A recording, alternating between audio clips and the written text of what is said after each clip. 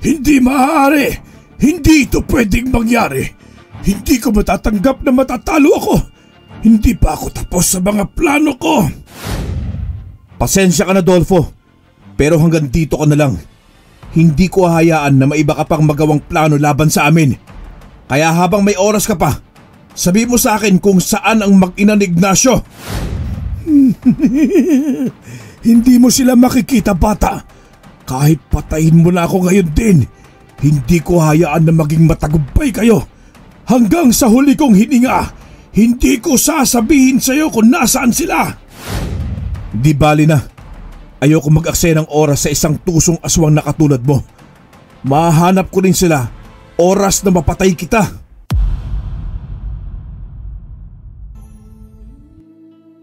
Isang karangalan ang pagkakaroon ng anting-anting o mutya.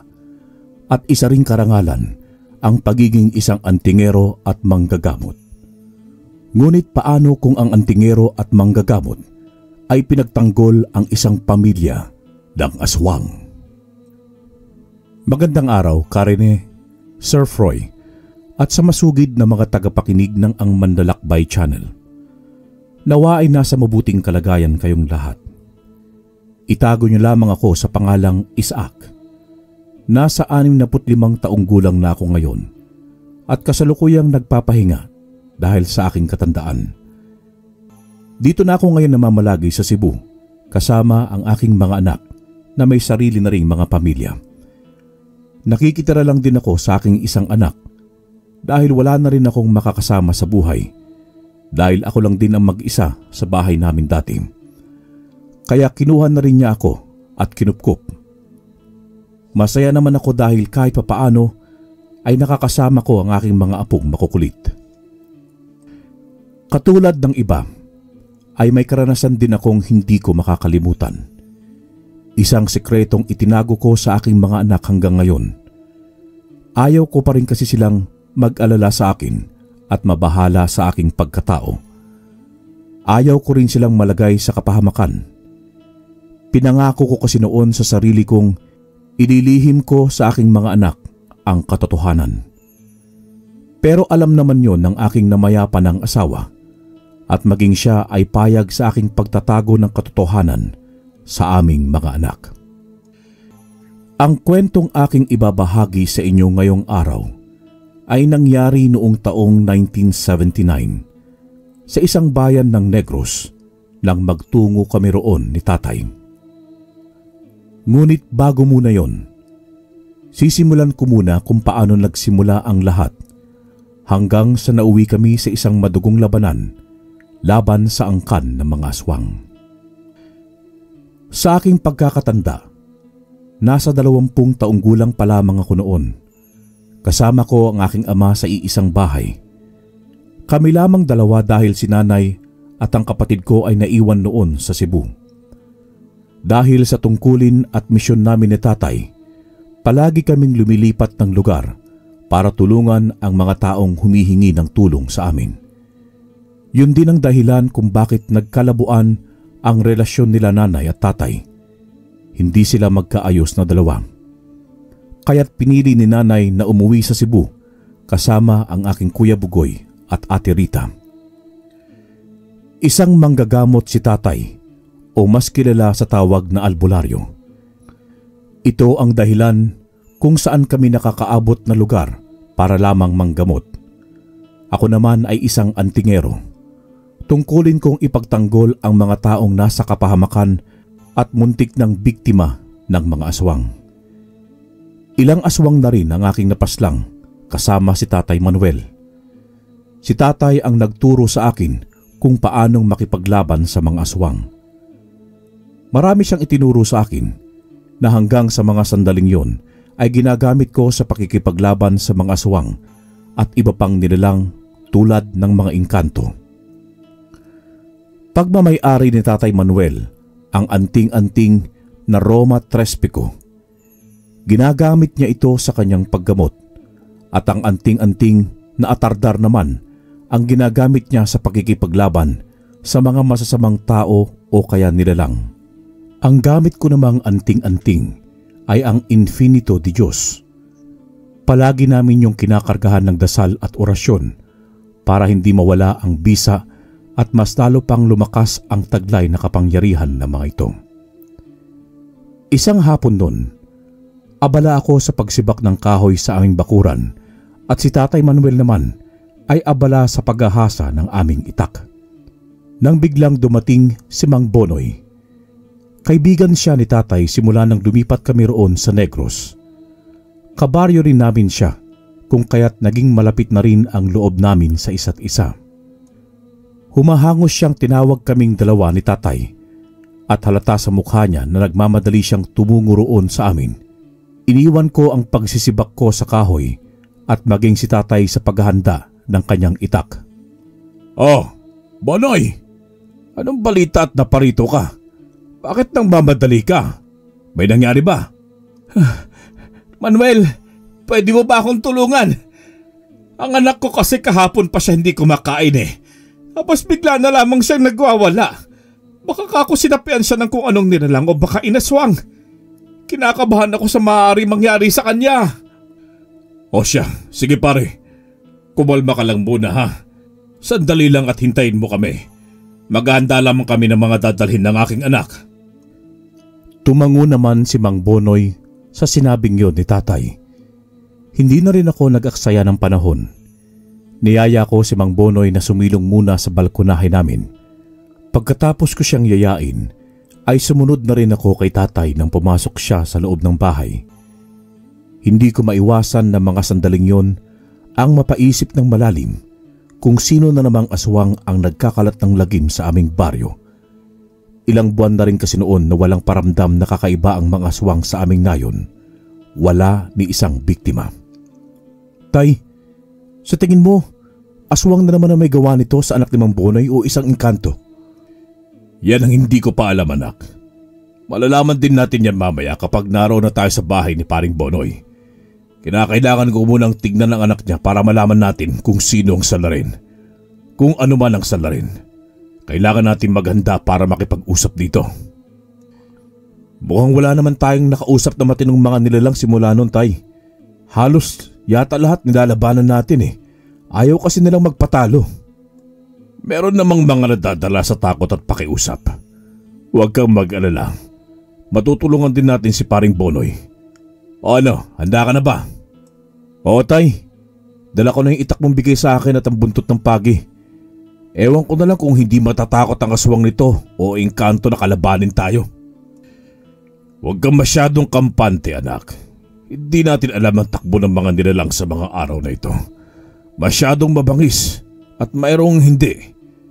Kaya kailangan pa rin nating mag-ingat kahit na may anting-anting tayo. Huwag po kayong mag-alala, Tay. Tatandaan ko lahat ng mga pangaral mo na yan.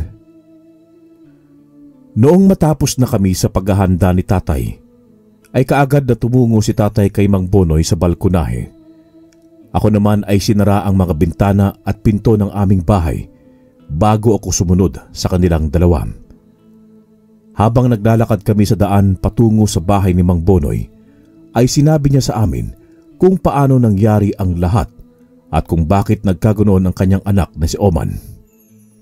Bagong dating ang anak ko rito galing syudad. Ilang taon na siyang hindi na parito. Kaya hindi niya alam kung sino ang hindi niya dapat kausapin o hindi. Ang nakausap lamang niya ay si Ignacio. Pagkatapos nun umuwi ang anak ko at ganun na nga nangyari. Hayaan mo, Paring Bonoy. Kapag makita kong anak mo si Oban at malaman kung anong dahilan, ako na ang bahala.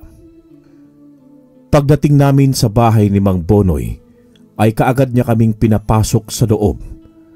Sa sala naroon ang anak niyang si Oman na nakaupo at suka ng suka ito. Pinagpapawisan ito ng malagkit at namumutla ang buong muka. Agad kong tinulungan sa paghahanda ng mga gamit si Tatay habang inisa-isa kong nilalapag sa ibabaw ng mesa ang mga gamit. Si Tatay Manuel naman ay sinimulan na niyang tignan si Oman. Hinawakan niya ito sa kamay at pinakiramdaman ang pulso nito. Nagdasal si Tatay ng isang dasal na siyang palagi niyang ginagamit para alamin kung ano ang sakit ng isang tao gamit ang anting-anting na atardar. Pagkatapos noon ay nilagay niya ang kanyang hintuturo sa noo ni Oman. Umungol si Oman na tila nahihirapan siya sa kanyang sitwasyon.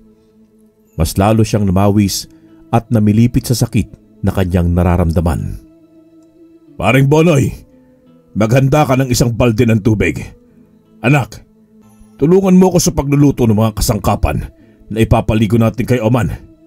Sige pare, sa kusina na kayo magluto at kukuha lang ako ng tubig sa balon. Pagkaalis ni Mang Bonoy ay kaagad din namang kumilos si Tatay Manuel. Niluto namin sa isang kaldero na naroon ang mga kasangkapan na kinuha ni Tatay, tulad ng kalabansi, bawang, dahon ng gabi at iba pa. Habang pinapakuluan niya yon, ay bumibigkas siya ng isang orasyon. Noong matapos na yung pakuluan, ay hinalo niya yon sa tubig na kinuha ni Mang Bonoy. Pinagtulungan namin ni Mang Bonoy na buhatin si Omar patungong banyo para paliguan gamit ang niluto naming mga kasangkapan. Habang pinapaliguan ni Tatay Manuel si Omar, ay dinadasalan niya rin ito. Ilang sandali pa ang lumipas, ay sumuka na ng sumuka si Omar hanggang sa maubos na ang kinain nito. Pinabihisan ni Tatay si Omar kay Mang Bonoy. Pagkatapos nun ay bumuti na ang kalagayan ni Omar. Bumalik na sa normal ang kulay ng mukha nito, nawala ang pagpapawis at hindi na nangihina. Pinagpahinga muna siya ni Tatay sa silid nito. May isa ring proteksyon na ibinigay si Tatay kay Omar para hindi na ito lapitan pa ng aswang. Huwag ka nang mag-alala sa anak mo, paring Bonoy. Maayos na siya ngayon. Siguraduhin mo lang na palagi niyang suot ang proteksyon na bigay ko para hindi na siya galawin ng mga aswang. Akala siguro nila sa anak mo'y dayo. Maraming salamat talaga, paring Manuel. Dito na kayo mananghalian ni Isaac. Salamat, paring Bonoy, pero pasensya ka na.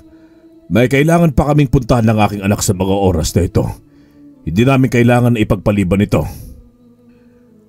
Wala nang nagawa pa si Mang Bonoy kundi ang magpasalamat na lamang sa amin ni Tatay. Noong naglalakad na kami pauwi ni Tatay, hindi ko maiwasan ang tanungin siya sa kung ano ang binabalak na niyang gawin. Tay, anong nalaman mo sa kalagayan ng anak ni Mang Bonoy? Inaswang ba siya? Oo anak, muntik na siyang mabiktima ng isang aswang kung hindi natin agad siya napuntahan. Anong balak mong gawin ngayon, Tay? Saan tayo pupunta? Sabi mo kasi kanina kay Mang Bonoy may pupuntahan tayo. Kay Ignacio anak, pupuntahan natin si Ignacio at kailangan ko siyang kausapin kung bakit sinira niya ang kasunduan natin sa kanya. Tumungo nga kami sa bahay ni Mang Ignacio at naabutan namin siya sa kanyang bakuran na nagwawalis. Agad niyang binitawan ang walis na kanyang hawak nang makita niya kami. Pinapasok niya kami sa loob ng kanyang bahay. Nanatili akong nakatayo sa tabi ni Tatay at nagmamatsyag sa buong paligid. Nakatingin sa buong pamilya ni Mang Ignacio na noon ay nakatingin din sa aming dalawa ni Tatay. Makalipas ang ilang sandali, tumayo ang asawa ni Mang Ignacio at pumasok ito sa kusina. Pagbalik ay may pagkain itong hinanda sa ibabaw ng mesa. Ignacio, alam mo na siguro kung anong dahilan kung bakit naparito kami ng aking anak. Hindi kita maunawaan, Manuel. Ano ang ibig mong sabihin? Nanggaling kami ng aking anak sa bahay ni paring Bonoy. Inaswang ang anak niyang si Oman na bagong dating dito sa ating baryo. Ikaw lang daw ang huling nakausap ng anak niya bago may nangyari. At nakumpirma ko lang din kanina na inaswang nga ang anak niya. Ikaw ang pinuntahan ko rito para tanungin ka sa nangyari kung bakit mo sinira ang pinagkasunduan nating dalawa. Manuel, wala akong alam sa sinasabi mo. Wala akong ginagawa sa anak ni Bonoy. Oo, kinausap ko lang ang anak niya kahapon dahil hindi ko siya namukhaan, pero wala akong ginawa sa kanya. Kung hindi ikaw, sino? Sino sa tingin mo ang may gawa nun sa anak ni Bonoy? Wala nang ibang lahi ng aswang dito sa baryo natin, kundi ikaw lang, Ignacio, at ang pamilya mo. Mukhang hindi mo pa alam ang bagong lipat na isang lahi ng aswang sa nayon natin, Manuel. Baka si Dolfo ang may gawa nito sa anak ni Oman. May pinagkasunduan tayong dalawa at hindi ko yun sisirain.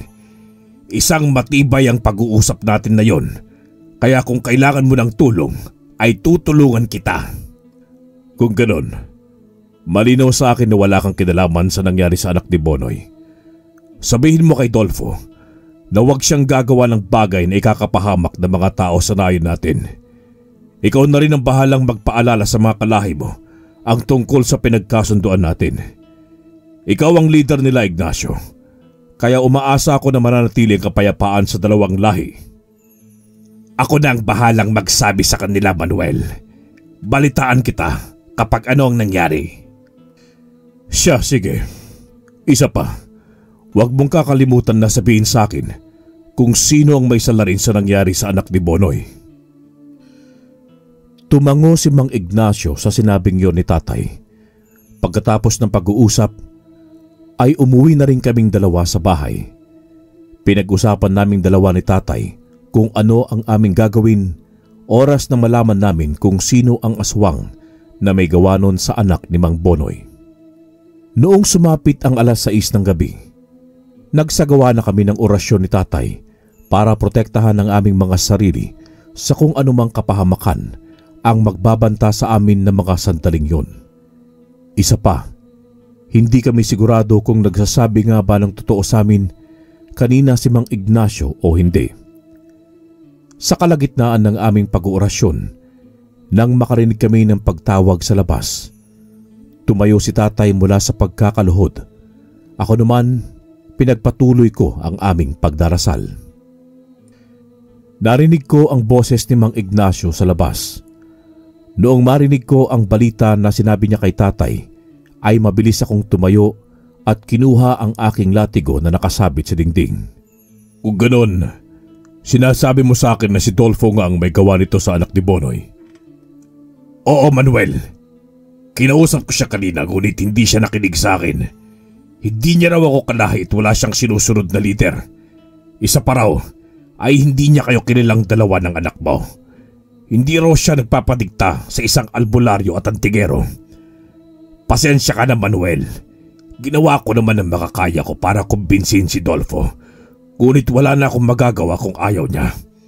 Sana'y hindi nito masira ang kasunduan at pagkakaibigan nating dalawa. Kung anong plano ninyo ni Isaac, ay tutulong ako.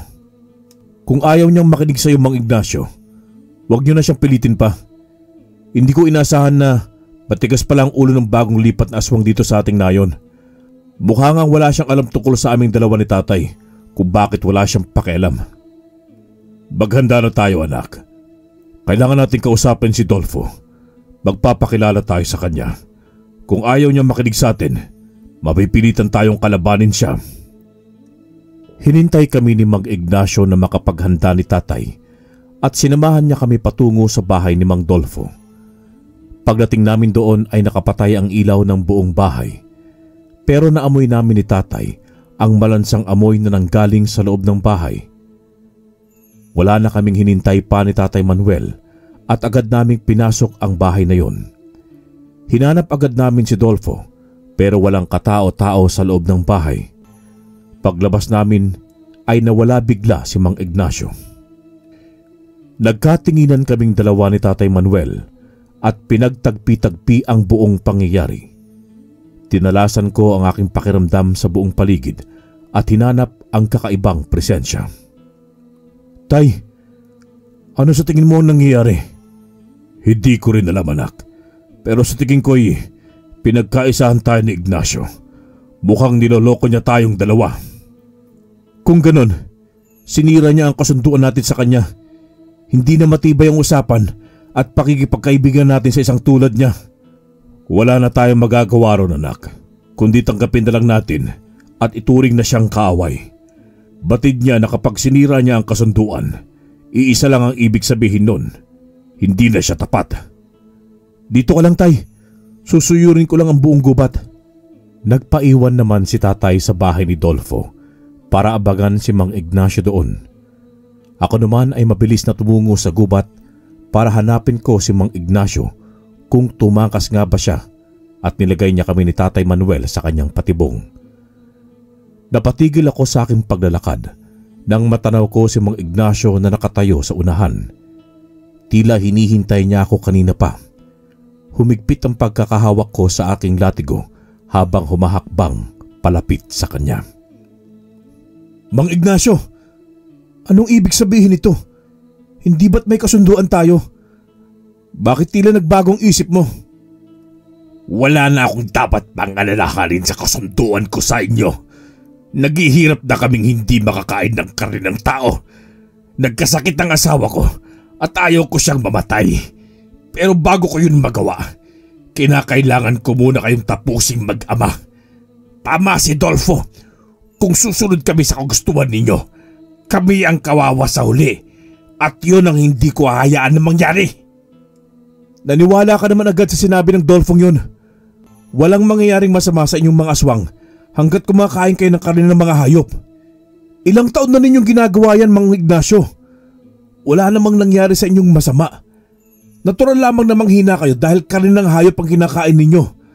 Ang mahalaga roon ay wala kayong pinipinsala ng mga inosenteng tao. Hindi. Hindi mo na mabibilog ang ulo ko. Sa tingin niyo ba'y maniniwala ako sa inyo kung maliwanag na sa akin ang lahat na kayong antingero at albularyo ay iisa lang ang nais ninyo sa aming mga aswang. Yun ay ang patayin kami at pagkaisahan balang araw. Papatayin nyo rin kaming lahat kapag oras na gustuhin ninyo. Kaya simula ngayon, wala nang bisa ang kasunduan natin. Hindi ko kayo masisisi kung mas naniniwala ka kay Dolfo kaysa sa amin ni Tatay. Kung gayong nakagawa ka na ng iyong pagpapasya, wala na ako ibang pagpipilian. Kakalabanin ka namin oras na may gawin kang masama at may sinaktan kang tao. Bakit hindi na lang natin ngayon gawin? Kahit mahina ako at isa lang antingero, lalabanan ko pa rin kayo mag-ama. Napansin ko ang panginginig ni Mang Ignacio ng mga sandaling yun. Panay ang tingin niya sa kanyang kanang bahagi, pero hindi niya yon pinapahalata sa akin. Napansin ko rin na malikot ang mga mata niya at ang pagtatapang-tapangan niya sa mga oras na yon. Hindi ko mapigilan ang magduda at magtaka sa ikinikilos niya. Sa loob ng ilang taon na nakakausap namin siya ni Tatay Manuel, hindi siya ganoong klase ng aswang na nakilala namin. Sa tingin ko'y hindi naman agad mababago ang isip ni Mang Ignacio dahil lamang sa isang bagong sulpot na aswang na si Dolfo. Kung titimbangin ko ang lahat ng pangyayari sa mga sandaling yon, mas pinaniniwalaan pa rin kami ni Mang Ignacio kaysa paniwalaan niya si Dolfo. Batid ko sa aking sarili na hindi basta-basta sisirain ni Mang Ignacio ang aming kasunduan. Talaga bang bukal sa loob mo na mangyari ito, Mang Ignacio? O napipilitan ka lang dahil sa isang dahilan? Sa tingin mo ba'y niloloko kita? Nagkakamali ka, Isaac. Totoo ang sinasabi ko. Simula sa araw na ito, magkalaban na tayong lahat. Kaya kung ayaw mong malagay sa peligro ang buhay mo, hayaan mo kami sa gusto namin. Tila yata natatakot ka, Mang Ignacio. May kinakatakutan ka ba?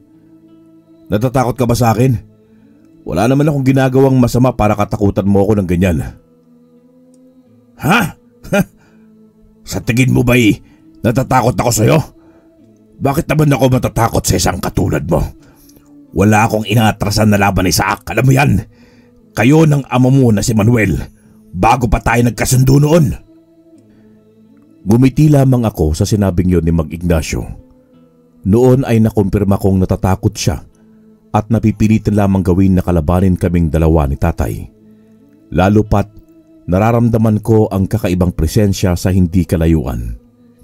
Hindi ako pwedeng magkamali na ito ay si Dolfo. Parang pinapakinggan niya kung ano man ang sasabihin ni Mang Ignacio sa akin. Pumito ako ng malakas para tawagin ang aking Tatay Manuel. Nagulat si Mang Ignacio sa ginawa ko, pero nginitian ko lang siya.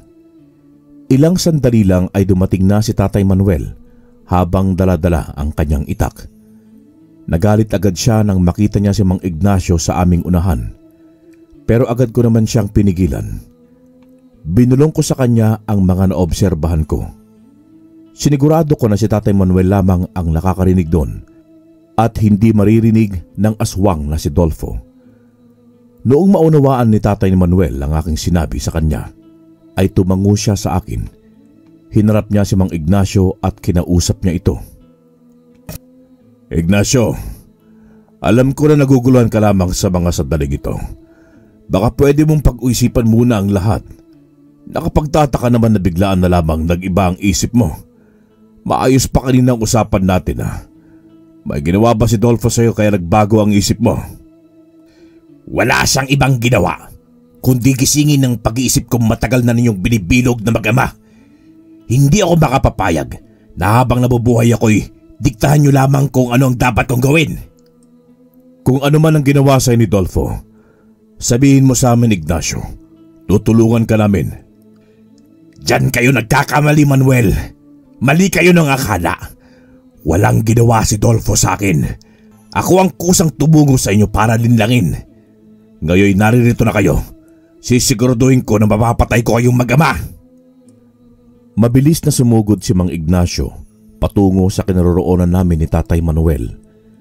Habang tumatakbo siya, ay nagpapalit naman siya ng kanyang anyo sa isang napakalaking itim na aso. Inabangan ni Tatay si Mang Ignacio, samantalang ako naman ay lumukso patungo sa likuran ng lalaking nagkukubli sa kadiliman. Kitang-kita ko ang mapupulang dalawang mata na nagkukubli sa dilim. Itinaas ko ang aking kanang kamay na may hawak na latigo na gawa sa buntot ng pagi. Malakas ko yung hinampas kay Dolfo dahilan para tumayo siya agad at tumungo sa ibang parte ng gubat. Tumakbo siya ng mabilis. Ako naman ay sinundan siya hanggang sa nagpang-abot na kaming dalawa sa pusod ng gubat. Noon ko napagtanto na dinala niya ako sa kanyang teritoryo. Tumawa siya ng malakas habang nakatingin siya sa akin ng masama. Ikaw pala ang antingero na sinasabi ni Ignacio sa akin. Parang may pinangako kayong mag-ama kay Ignacio. Kahit ganyan na lamang ang pagpapahalaga niyo sa kanya. Wala ka nang pakialam doon kung ano man ang kasunduan ang namagitan sa amin. Huwag kang mag-alala, bata. Hindi naman ako interesado. Ang mahalaga sa akin ay ang magawa ni Ignacio ang pinapagawa ko sa kanya, kapalit ng kaligtasan ng mag-iina niya. Sinasabi ko na nga ba, at may rason kung bakit bigla na lamang siya nagkaganon. Anong ginawa mo sa mag-ina niya, ha? Wala ka na ron kung ano man ang ginawa ko sa kanyang mag-ina. Wala naman ako gagawing masama sa kanila. Basta lang sumunod sa usapan si Ignacio. At yun, ang hindi ko hayaang mangyari, Dolfo. Mabilis kong sinugod si Dolfo habang daladala ko ang aking latigo. Hinampas ko ito sa kanyang kinaroroonan, subalit mabilis siyang nagtago sa dilim. Narinig ko siyang humangos ng malakas at kitang-kita ko kung paano siya nagpalit ng anyo sa isang napakabangis na aswang. Mahaba ang itim niyang buhok, itim ang buong balat at may malaking katawan. Nanlilisik ang mga mata niyang mapupula na parang gusto kong patayin sa mga sandaling yon. Humalakhak ng malakas si Dolfo at mabilis ulit siyang naglaho sa dilim, pero narinig ko siyang umalulong ng malamig at nakakakilabot na tunog. Habang mahigpit ang hawak ko sa aking latigo, ay sinundan ko ang ingay na pinapakawalan ni Dolfo.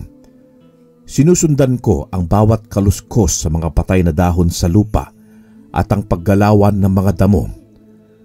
Ramdam ko ang presensya ni Dolfo, ngunit hindi ko makita ang eksaktong kinaroroonan niya.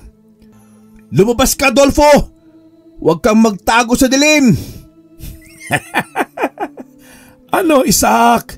Natatakot ka na ba?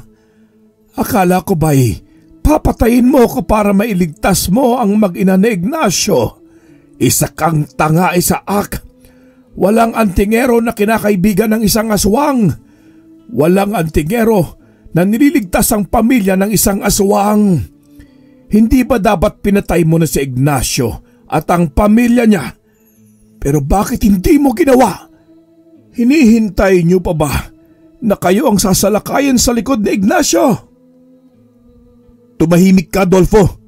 Wala kang alam sa sinasabi mo. Magkaiba kayo ng prinsipyo ng pinaglalaban ni Ignacio. Huwag mo siyang igaya sa katulad mong masama at walang puso. Ang mga katulad mong mga aswang ang dapat na pinapatay at pinaparusahan sa nagliliyab na asupre sa impyerno. Nakakatuwa namang makita kang magalit, bata. Pareho kayong mag-ama. Hindi ko alam kung ano nang nangyari sa kanya ngayon. Napatay na ba siya ni Ignacio? O napatay na niya si Ignacio? Wala sa dalawa. Kahit ano pa ang gawin mo, hindi ka magtatagumpay. Hindi ko alam kung bakit galit na galit ka at kung bakit mo ito ginagawa. Yun ay dahil isa kayong antingero at tinamay ko si Ignacio dahil nagkakampihan kayo. Mas mabuti nang unahan ko na kayo bago pa ninyo ako mapatay. Yun ang hindi ko hayaang mangyari. Bago pa man ako makasagot sa sinabing yon ni Ignacio, ay sumugod na siya sa amin mula sa aking likuran. Hindi ko agad napansin ang pag-atake niya dahil sa sobrang bilis. Gamit ang matatalim niyang mga kuko, ay agad niyang sinakmal ang aking balikat at binalibag ako sa kakahuyan. Tumama ang likuran ko sa isang malaking puno at bumagsak ako sa lupa. Saglit akong nahilo. Napadaing ako sa sakit ng pagkakatama ng aking likod sa puno. Pero saglit lamang yon at agad ding nawala dahil sa tulong ng aking anting-anting. Nakita ko rin kung paano humilom ng kusa ang aking sugat. Tumayo ako at tinignan si Dolfo na nakatayo na noon sa harapan ko. Kita ko ang panggigigil sa mukha niya habang nakatitig sa akin. Marahil ay iniisip niya na ng mga sandaling yon kung paano niya ako tatalunin gayong may tangan akong isang anting-anting. Hinawakan ko ang aking anting-anting habang binibigkas ang isang orasyon. Ramdam ko ang init na dumaloy sa aking katawan patungo sa aking hawak na latigo. Sa ngalan ng aming mga ninuno, talunin ang kadiliman at paslangin ang halimaw na itong nasa aking harapan. Tumakbo ako ng mabilis patungo kay Dolfo at walang pag-aalinlangan kong hinampas sa kanya ang aking hawak na latigo. Tinamaan si Dolfo sa kanyang katawan, dahilan para sumigaw siya ng malakas at tubalsik sa hindi kalayuan at bumagsak sa lupa. Nanginig siyang pilit na tumatayo pero hindi ko siya hinayaan pang makabangon. Agad ko ulit siyang hinampas ng aking latigo at sa bawat hampas ko ay bumibigkas din ako ng orasyon. Paulit-ulit yon hanggang sa mapunit ang balat ni Dolfo dahil sa aking pagkakahampas. Narinig ko siyang humiyaw at tumangis dahil sa sakit na kanyang nararamdaman. Walang yakang bata ka! Papatayin kita oras na makatakas ako sa mga atake mo. Hindi mo ako matatalo ng ganito lang. Mabilis siyang umatungal at ibinuhos niya ang kanyang lakas para tumayo at tumakbo na naman sa kadiliman. Naglaho na naman siya sa dilim, ngunit ramdam ko pa rin ang presensya niya sa paligid. Doon na ako humanga sa lakas ni Dolfo dahil sa kanyang mga sugat niyang natamo. Mula sa ilang beses kong paghampas ng latigo sa kanyang katawan ay nagawa pa rin niyang kumilos. Naramdaman ko ang malakas na hanging nagmumula sa aking likuran. Dahil sa aking malakas na pakiramdam na yon, naiwasan ko agad ang atake ni Dolfo. Sunod-sunod siyang nagpakawala ng malalakas na suntok at sipa. Nagpalitan kaming dalawa ng suntok at sipa. Naiwasan niya ang ilang suntok ko at ganoon din ang aking sipa. Nang bumilis ang atake ko, ay nasuntok ko siya sa kanyang panga at nagpakawala ng sipa sa kanyang tiyan. Yun ang dahilan kung bakit tumilapon siya sa ere at bumagsak na naman sa lupa. Nangingitim siyang tumayo at ako naman ay hinintay siyang makatayo ng tuluyan. Humangos siya at agad na tumakbo patungo sa akin. Niyakap niya ako sa aking bewang at pwersahang tinulak patungo sa punong kahoy. Doon niya ako sinandal at inipit ng kanyang dalawang braso. Bigla kong nahabol ang aking hininga dahil sa sakit na nararamdaman ko. Bukod doon ay para din akong kinakapusan ng hininga.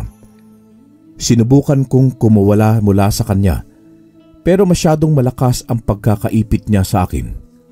Sinubukan kong igalaw ang aking kanang paa at mabilis ko siyang tinuhod sa maselang bahagi ng kanyang katawan. Naghumiyaw si Dolfo at lumundag siya dahilan para mabitawan niya ako. Hindi mo ko madadali ng ganun lang, Dolfo! Habang iniinda ni Dolfo ang sakit ng pagkakasipa ko sa kanya, ay sinipa ko ulit siya sa kanyang panga. Humandusay sa lupa si Dolfo na nangihina. Pinulot ko ang aking latigo. Sa buong lakas ko, hinampas ko uli ng sunod-sunod si Dolfo sa kanyang katawan.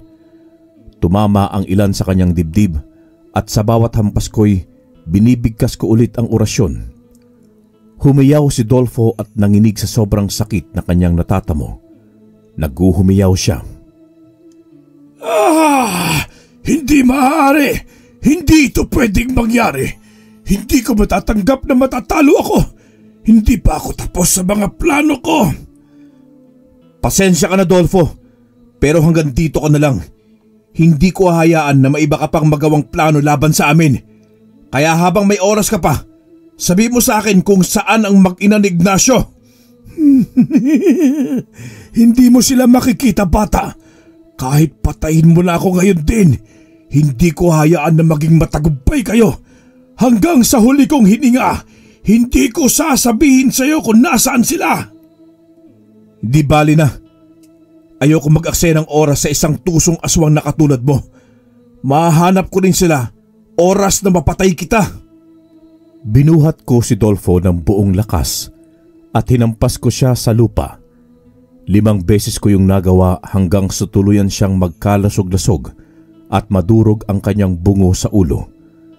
Nang bitiwan ko siya ay wala na siyang buhay. Dumaloy ang dugo niya sa madamong kapatagan na yun. Pinagmasdan ko ang katawan niya nang unti-unti yung lamunin ng mga itim na ugat na nagmumula sa lupa. Nagsimula na nga akong kumilos ng mga sandaling yun para hanapin ang mag-ina ni Ignacio. Nakasalubong ko silang dalawa ni tatay nang bumalik ako sa kinaroroonan nilang dalawa. Nasaan si Dolfo, anak? Nahabol mo ba? Wala na siya, tay. Napaslang ko na siya. Kung ganon, paano natin mahanap ang mag-ina ko kung wala na si Dolfo? Baka may ginawa na siyang masama roon at hindi na natin sila maabutan ng buhay. Kumalma ka lang, Ignacio. Pwede mo sigurong amuyin ang mag-ina mo kung saan sila naroroon nang sa ganon ay madali natin silang makita. Kanina ko pa yan ginawa pero walang nangyari.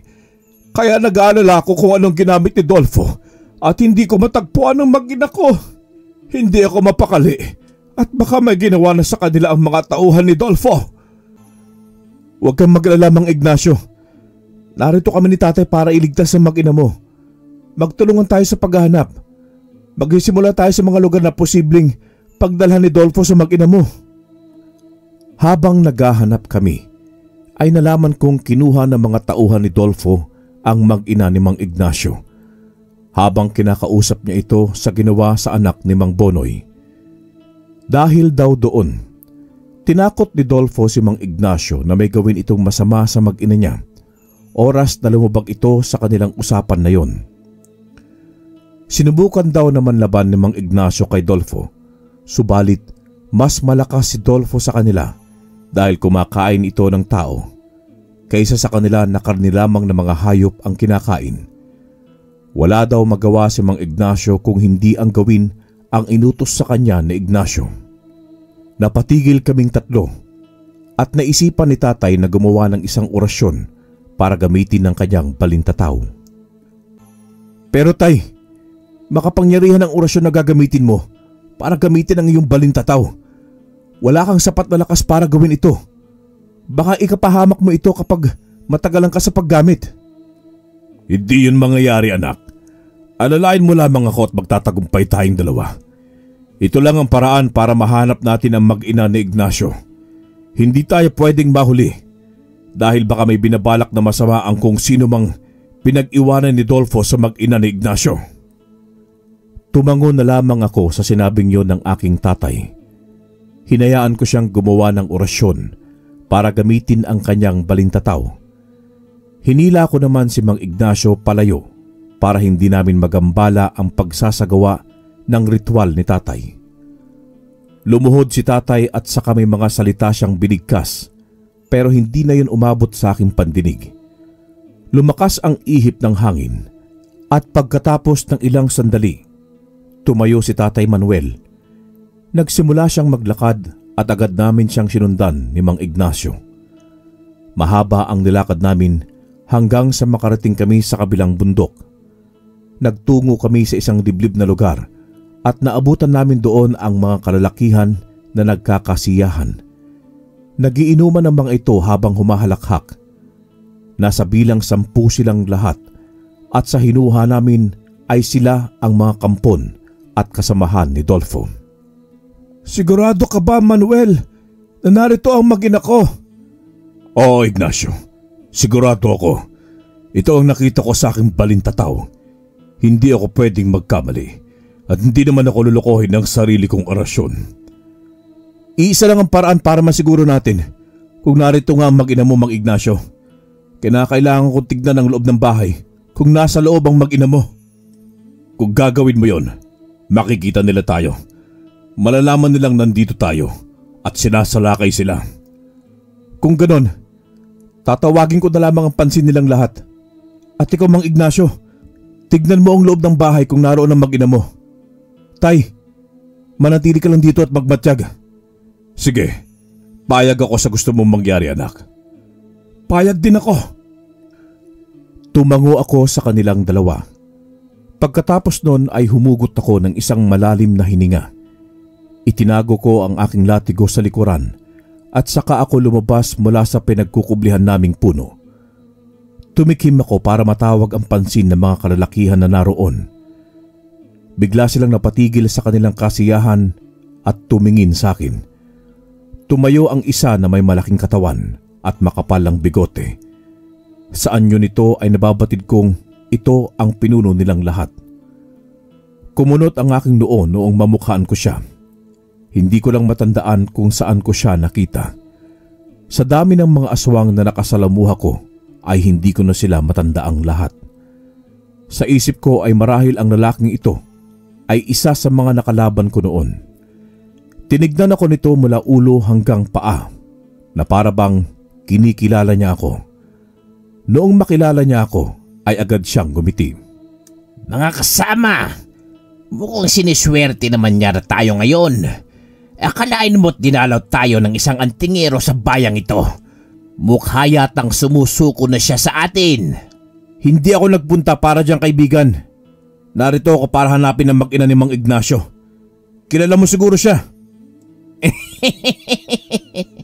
Hoy, antingero. Ang kapal ng mukha mong sumugod dito. Tapos hahanapin mo sa amin ang pamilya ng mahinang aswang na yon. Isa pa. Bakit mo ba tinutulungan ng isang aswang na yon? Hindi ba dapat kinakalaban mo siya? Tama nga talaga si Dolfo. Mukhang may malalim na pagkakaibigang namamagitan sa inyong mag-ama. At ang Ignacyong yun. Base sa sinabi mo, hindi mo pinagkaila na kilala mo si Dolfo. Iisa lang ang ibig sabihin nun. Narito nga ang mag-ina ni Mang Ignacio. Hindi ka ba nagtataka kung bakit ako nandito ngayon? Wala akong pakialam kung anong dahilan mo para tumungo rito.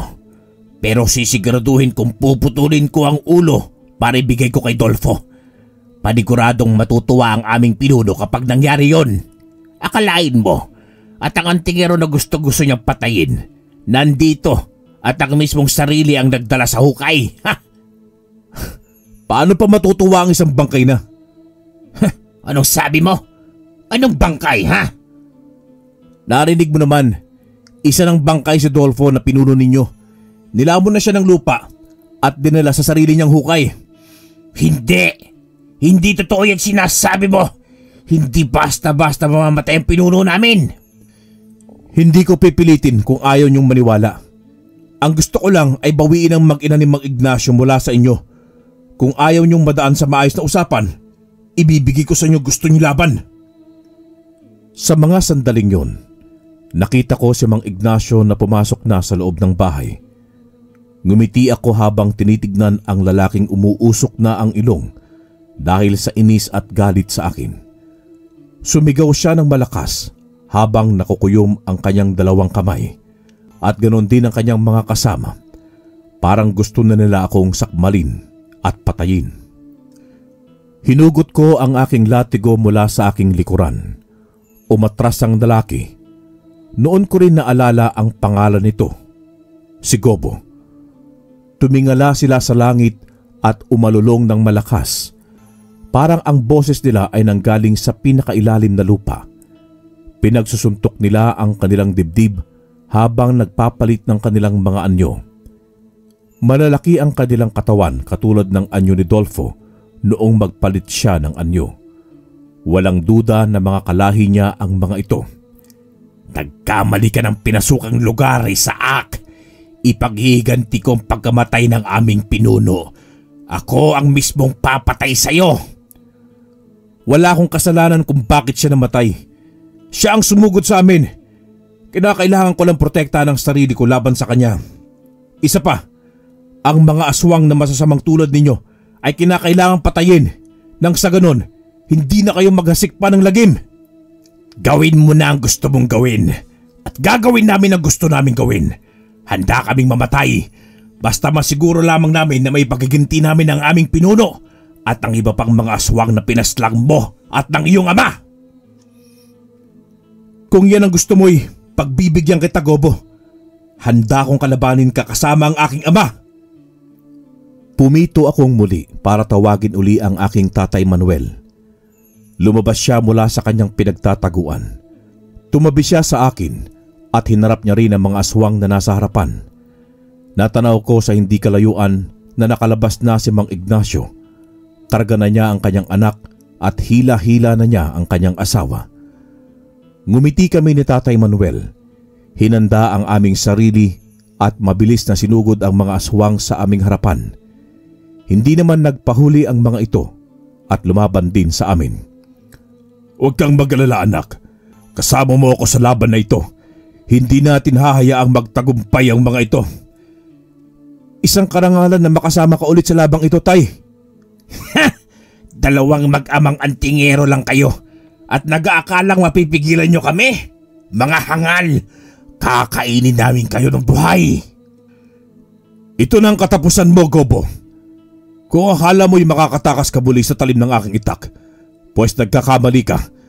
Sisiguraduhin kong tatagain kita at pipira-pirosahin oras na makaharap kita. Tingnan natin kung magagawa mo yan, Manuel. Hindi na kami naghintay pa ni Tatay Manuel. Magkasabay kaming sumugod na dalawa sa mga aswang gamit ang aming mga sandata at anting-anting. Ang mga aswang naman mabilis na umaalulong at tumakbo rin patungo sa amin. Sa hindi kalayuan ay tumatakbo rin si Mang Ignacio habang nagpapalit ng kanyang anyo at nakipaglaban din siya sa mga aswang. Sumiklab agad ang unang atake ko sa aking kaharap na aswang. Pinagalaw ko ang aking hawak na latigo, saka umikot at hinampas ko yun sa likuran ng dalawang aswang. Napaungol ang mga ito sa sakit. Ngunit hindi ang mga ito umatras. Sa halip, mas naging mabagsik sila. Lumapit pa sa akin ng may mas malaking galit. Isaac! Bantayan mo ang kanan! Nasa likod mo ang dalawa! Maliwanag, Tay! Akong bahala sa kanila! Umikot ako at binigyan ng isang malakas na sipa ang dalawang aswang sa kanilang panga at ulo. Nilipad sila sa hindi kalayuan at bumagsak sa mga sanga ng kahoy. Si Tatay Manuel ay hindi nagpahuli sa laban. Mabilis niyang sinalubong ang dalawang aswang na mabilis na sumusugod sa kanya.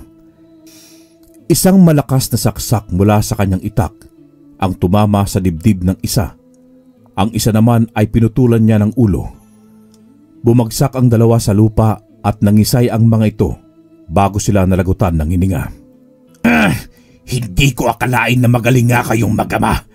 Mas matapang nga kayo ngayon kaysa sa inasahan ko. Pero hindi ito sapat para mapigilan ninyo kami. Ako mismo ang tatapos sa inyo.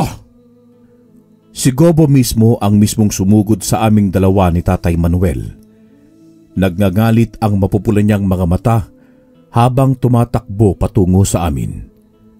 Mabilis ang kilos niya at hindi namin mahabol ang kanyang kilos.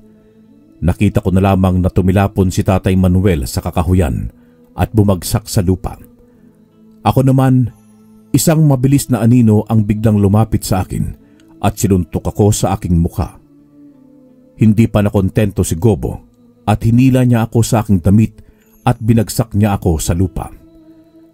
Napadaing ako sa sobrang sakit ng aking likuran. Akma pa sana akong susuntukin ni Gobo nang biglang tumakbo si Tatay Manuel. Gumulong-gulong silang dalawa sa damuhan habang nagpapalitan ng mga suntok.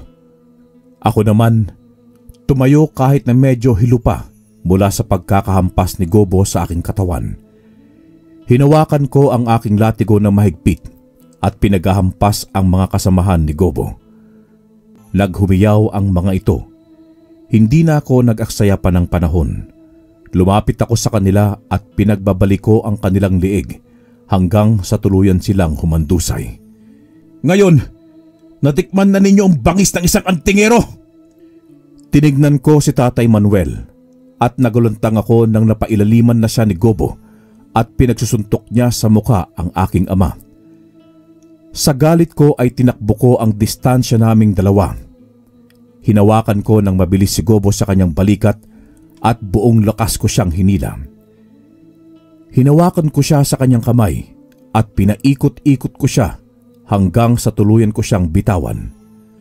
Pagkabagsak niya sa lupa ay agad din naman siyang tumayo. Pero sa pagkakataong yun, nangihina na siya at duguan. Noon lang din napagtanto ni Gobo na mag-isa na lamang siya. Paano nyo nagagawa ito? Hindi pa tapos ang laban. Kahit na mag-isa na lang ako, lalabanan ko pa rin kayo. Sumuko ka na lang, Gobo. Piliin mo ang magbagong buhay. Dahil kung patuloy mo pa rin kaming kakalabanin, dihado ka na sa huli. Hindi ako susuko kahit na anong mangyari. Papatayin ko pa rin kayong mag-ama. Hinanda ko noon ang aking latigo at pinilupot ko yon sa liig ni Gobo nang makarating siya sa aming harapan. Si Tatay Manuel naman ay mabilis na sumugod at tumungo sa likuran ni Gobo. At sa galit ni Tatay, walang pag-alinlangan niyang tinapos si Gobo gamit ang kanyang itak. Sinaksak niya sa dibdib si Gobo. Bumagsak ang lider ng mga aswang na si Gobo sa lupa habang nanginginig sa sakit. Hindi ito maaari. Hindi ako dapat matalo. Hindi ako natatakot. Hindi ako mamamatay ng ganito na lamang. Pasensya ka na, Gobo. Pero hanggang dito ka na lang. Tapos na, Gobo. Wala nang bakas sa mga aswang na tumungo rito sa aming nayon. Tinignan ako sa aking mga mata ni Gobo bago siya nilagutan ng kanyang sariling hininga. Sa wakas, nagtagumpay kaming dalawa ni Tatay Manuel mula sa pakikipaglaban sa mga aswang.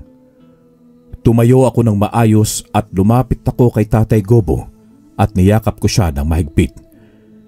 Tuwang-tuwa kaming dalawa, lalo na at ligtas ang mag-ina ni Mang Ignacio. Labis ang pasasalamat niya sa amin at hindi daw namin siya iniwan ni Tatay. Maraming salamat sa inyong dalawa. Kung wala ang tulong ninyo ay baka hindi ko na naabutan ang mag-ina ko.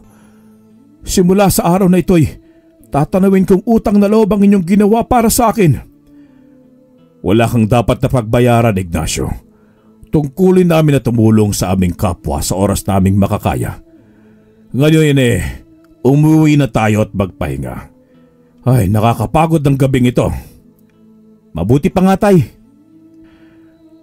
Umuwi nga kami ng gabing yon.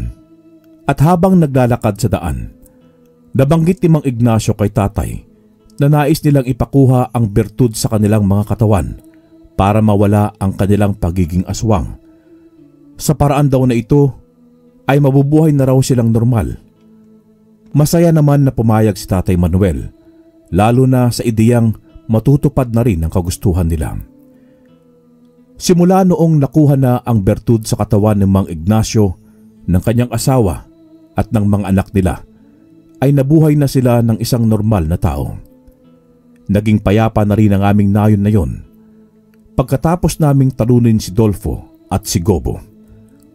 Wala na rin akong naririnig na mga aswang na nambiktima sa aming nayon. Pero minsan, mayroong mga pasaway na tao at hindi ko maiwasan na gamitin ang aking anting-anting para turuan sila ng leksyon. Hanggang dito na lamang ang aking kwento, Karine. Maraming salamat sa pagbibigay buhay ng aking kwento. Nawa ay nagustuhan ito ng ating mga tagapakinig. Wakas.